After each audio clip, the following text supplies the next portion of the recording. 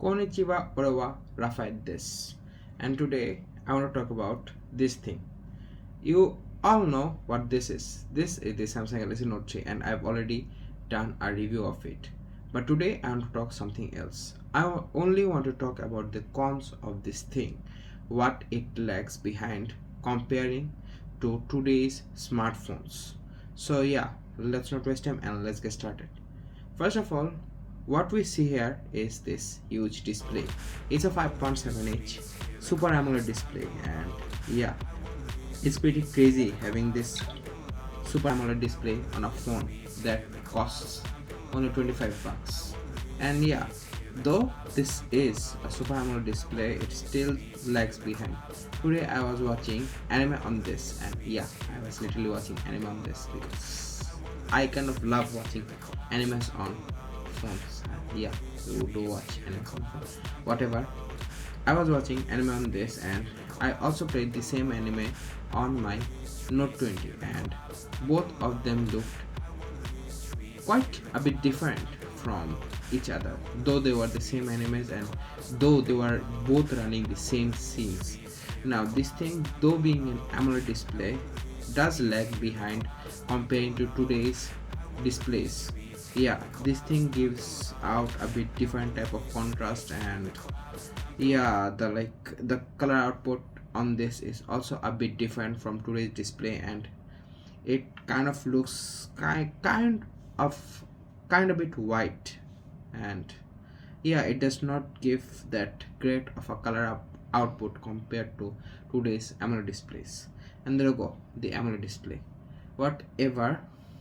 Second of all, I want to talk about its performance, its processor, etc. This specific device is SMN900, and yeah, it's an international version of the Note 3, and this thing has a Exynos chip, and yeah, they also come in Snapdragon 800 something, but I really wanted to get that device, but this thing runs Exynos chip. And the only drawback in using Exynos chip is this thing overheats a lot, and it literally heats up so much that you could fry your hand touching the display of it and the back of it. The back does not heat up that much because it's mostly plastic. The display heats up a lot. Whatever, you could also, if you want, you could cook egg on the display because it's so hot. And yeah, I would not suggest anyone gaming on this because this thing is practically 11 years old, and gaming would cost its lifespan a lot, because at that time there were not many kind of games that it could run, and running games on this is totally destroying it, putting pressure on the processor, and it overheats a lot. So yeah, it's not good for running games and doing performance based work. Third of all, I want to talk about its battery. It's a 3200 mAh battery, and I bought it brand new while buying this phone. This phone is second hand, but second hand or third hand, I don't know, because it did have a few other owners before I bought it. This thing has a 3200 mAh battery, which literally needs charge for around 2 to 3 times a day, and charging it 2 to 3 times a day is quite a bit of hassle because it takes in charge a lot slower than most other phones would, and the charge does not stay that for that much time. And yeah, I do have this battery issue with this, and I really want to know what to do to fix this issue.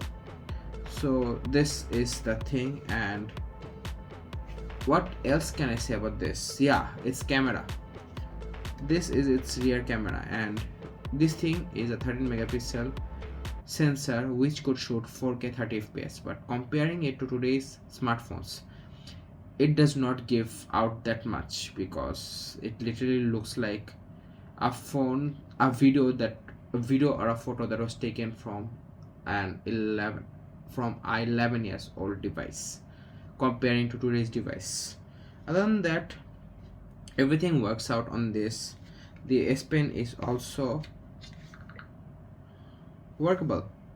This thing has this hovering feature which makes it pretty convenient, and I kind of love it, though I don't use it because I don't normally use S Pen, but I like the fact that this thing has a S Pen and I could use it.